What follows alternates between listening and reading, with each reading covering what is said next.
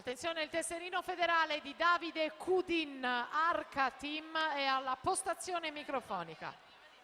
Partita la terza serie ragazzi dei 100 d'orso. Per la seconda Tommaso Azzolini in 1, Giulio Caranza in 2, Alessandro Calcagni in 3, Alberto Brunelli in 4, Stefano Nicetto in 5, Joao Pedro Tumeleiro in 6, Davide Mazzoccato in 7, Simone Binotto in 8.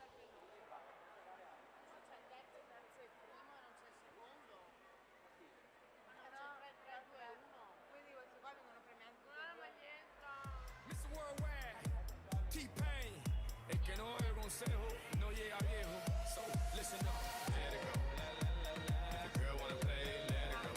Let it go. If the girl wanna play, let it go. Let it go.